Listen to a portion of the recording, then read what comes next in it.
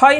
വിദ്യാധർ കവിതയുടെ സംവിധാനത്തിൽ ഇപ്പോൾ ലേറ്റസ്റ്റ് ആയിട്ട് C5 പുറത്തിറങ്ങിയിട്ടുണ്ടായിരുന്ന ഒരു Telugu EPIC action adventure thriller സിനിമയായിരുന്നു ഗാമി എന്നുള്ളത്.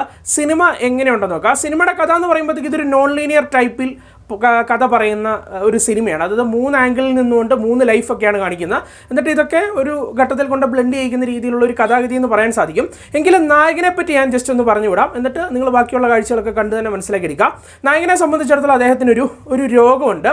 അങ്ങനെ അധികം ആർക്കും ഇല്ലാത്ത, അല്ലെങ്കിൽ എന്താണെന്ന് പോലും കാണികൾക്ക് പോലും പിടികിട്ടാത്ത തരത്തിലുള്ള ഒരു രോഗം. വേറൊന്നുമല്ല, അദ്ദേഹത്തിന് മറ്റുള്ള മനുഷ്യനെ സ്പർശിക്കാൻ സാധിക്കില്ല. അതുപോലെ തന്നെ മറ്റൊരു മനുഷ്യനെ അദ്ദേഹത്തിന് സ്പർശിക്കാൻ സാധിച്ചില്ല.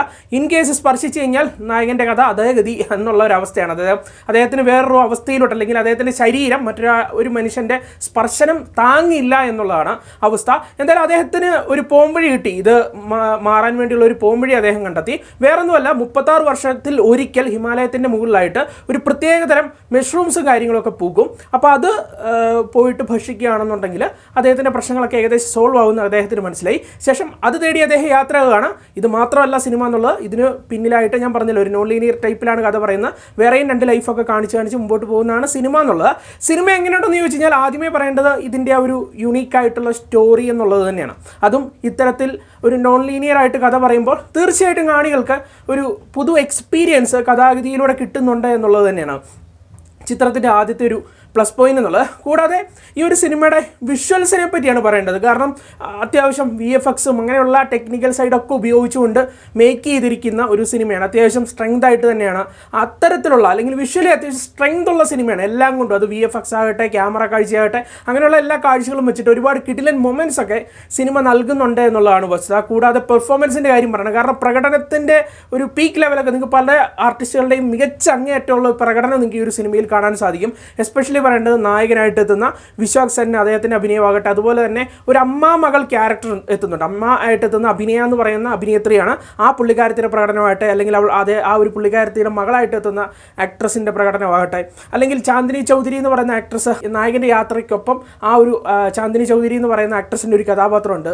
ആ പുള്ളിക്കാരത്തിൻ്റെ പ്രകടനമാകട്ടെ, അങ്ങനെ ഔട്ട്സ്റ്റാൻഡിംഗ് ആയിട്ടുള്ള പെർഫോമൻസുകളും നിങ്ങൾക്ക് ഈ ഒരു സിനിമയിലൂടെ ആസ്വദിച്ചറിയാൻ സാധിക്കും. പിന്നെ ബാക്കിയുള്ള ടെക്നിക്കൽ സൈഡ്, അത് ഞാൻ മൊത്തത്തിൽ പറയുന്നു, ടെക്നിക്കലി അത്യാവശ്യം സ്ട്രെങ്ത് ആയിട്ട് നിൽക്കുന്ന ഒരു സിനിമയാണ്. ഇപ്പോൾ VFX എന്നൊക്കെ പറഞ്ഞു കഴിഞ്ഞാൽ ചിലയിടങ്ങളിലൊക്കെ അതിൻ്റെ ഗുമ്മായിട്ടാണ് നിൽക്കുന്നത്. എങ്കിലും ചിലയിടങ്ങളിലൊക്കെ ഇച്ചിരി ഡൗൺ ആയി പോകുന്നുണ്ട് എന്ന് തോന്നുന്നുണ്ടെങ്കിലും, പക്ഷേ ഓവറോൾ നോക്കി കഴിയുമ്പോഴത്തേക്കും നല്ല സ്ട്രെങ്തിൽ മേക്ക് ചെയ്തിരിക്കുന്ന ഒരു സിനിമയാണെന്ന് പറയാൻ സാധിക്കും. അതുപോലെ BGMs, മ്യൂസിക് ഒക്കെ തന്നെ ഗംഭീരമായിരുന്നു. മൊത്തത്തിൽ പറയുമ്പോഴത്തേക്കും ഒരു യൂണീക്ക് ആയിട്ടുള്ള സ്റ്റോറി ഉണ്ട്. ആ സ്റ്റോറി എന്നുള്ളത് തന്നെ നിങ്ങൾക്ക് അത്യാവശ്യം ഇംപ്രസീവ് ആകുന്ന രീതിയിൽ തന്നെയാണ്, അല്ലെങ്കിൽ കണ്ടുകൊണ്ടിരിക്കാൻ വേണ്ടി അതൊരു റീസണാണ്. കൂടാതെ കഥ എൻഡ് ചെയ്യുമ്പോഴത്തേക്കും കുറച്ച് സർപ്രൈസുകളും കാര്യങ്ങളൊക്കെ ഒളിപ്പിച്ച് വെച്ചിട്ടുണ്ട്. അപ്പോൾ ആ ഒരു സർപ്രൈസും കൂടി റിവീൽ ആകുമ്പോഴത്തേക്കും കൊള്ളാലോ, അല്ലെങ്കിൽ കഥ കൊള്ളാലോ എന്നുള്ളൊരു സെറ്റപ്പ് നിങ്ങളിലേക്ക് എത്തും. കൂടാതെ കാഴ്ചയിലും സിനിമ ഗുമ്മാണ്. അതുകൊണ്ട് തന്നെ നല്ല ഹൈ ക്വാളിറ്റി പ്രിൻറ്റ്, ഒരു ഹോം തിയേറ്റർ അല്ലെങ്കിൽ ഹെഡ്സെറ്റ് ഇതൊക്കെ യൂസ് ചെയ്ത് കാണുക. നിങ്ങൾക്ക് ടെക്നിക്കലി അത്യാവശ്യം ഇംപ്രസീവ് ആയിട്ടുള്ള കുറേ കാഴ്ചകളും മൊമെൻറ്റ്സും ഒക്കെ തന്നെ സിനിമ നൽകും.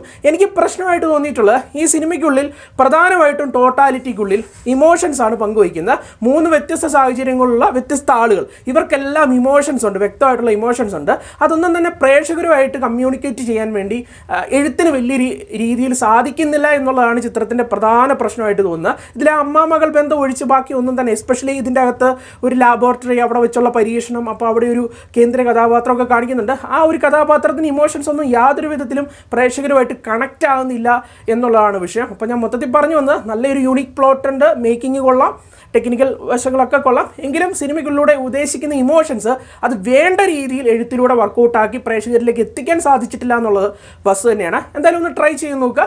എൻ്റെ ഒരു അഭിപ്രായത്തിൽ ഒന്ന് കണ്ടിരിക്കാൻ സാധിക്കുന്ന തരത്തിലുള്ള ഒരു സിനിമ എന്തായാലും നിങ്ങൾ ട്രൈ ചെയ്ത് നോക്കുക. പിന്നെ ഫാമിലി ആയിട്ട് കാണാമെന്ന് ചോദിച്ചു കഴിഞ്ഞാൽ ഈ സിനിമയ്ക്കുള്ളിൽ കുറച്ച് പിക്ചേഴ്സൊക്കെ എത്തുന്നുണ്ട്, കുറച്ച് ഫോട്ടോസും കാര്യങ്ങളും, കുറച്ച് ന്യൂഡായിട്ടുള്ള രംഗങ്ങളൊക്കെ ഒരു പിക്ചറൊക്കെയാണ്. അപ്പോൾ അതുകൊണ്ട് തന്നെ ഫാമിലി ആയിട്ട് റെക്കമെൻഡ് ചെയ്യുന്നില്ല. എന്തായാലും അത് മാത്രം ഒന്ന് മൈൻഡിൽ വെക്കുക. ഈ ഒരു സിനിമയ്ക്ക് ഒരു 6.5 ഔട്ട് ഓഫ് 10 ആണ് നൽകുന്നത്. 10/6. വലിയ എക്സ്പ്രഷൻ കൊടുക്കാൻ പോവുകയാണെങ്കിൽ ആ കുഴപ്പമില്ലാത്ത ഒരു ഡീസൻ്റ് ആയിട്ടുള്ളൊരു സിനിമ കാണാം. പിന്നെ എൻ്റെ ഒരു അഭിപ്രായത്തിൽ എനിക്ക് ഒന്ന് തിയേറ്ററിലൊക്കെ ഇരുന്ന് കണ്ടവർക്ക് കുറച്ചുകൂടി വലിയൊരു എക്സ്പീരിയൻസ് കിട്ടിക്കാണ്. കാരണം അത്തരത്തിലുള്ള, അല്ലെങ്കിൽ ഒരു തിയേറ്റർ മെറ്റീരിയൽ ആയിട്ടാണ് എനിക്ക് തോന്നിയിട്ടുള്ളത്. അപ്പോൾ OTT പ്ലാറ്റ്ഫോമിൽ ഇരുന്നുകൊണ്ടായിരിക്കും നമുക്ക് അത്രത്തോളം വലിയൊരു ഗുമ്മ് കിട്ടാത്തതെങ്കിലും ഒന്ന് ട്രൈ ചെയ്ത് നോക്കുക. ആരും കാണാതിരിക്കേണ്ട, നിങ്ങളൊന്ന് ട്രൈ ചെയ്ത് നോക്കുക. ചിലപ്പോൾ നിങ്ങൾക്ക് നല്ല രീതിയിൽ അങ്ങോട്ട് ഒരു ഇഷ്ടപ്പെടാനുള്ള ചാൻസും ഉള്ള ഒരു സിനിമയാണ്. എന്തായാലും എൻ്റെ ഒരു അഭിപ്രായമാണ് ഞാൻ പറഞ്ഞത്. ഞാൻ പറഞ്ഞ പോലെ തന്നെ ആ ഇമോഷൻസ് കൂടി ഒന്ന് കണക്റ്റ് ആകുമായിരുന്നെങ്കിൽ സിനിമയെ കണ്ണും പൂട്ടിയൊരു 7 ഒക്കെ കൊടുത്തേനെ. എന്തായാലും നമുക്ക് മറ്റൊരു സിനിമയുടെ വിശേഷമായിട്ട് കാണാം.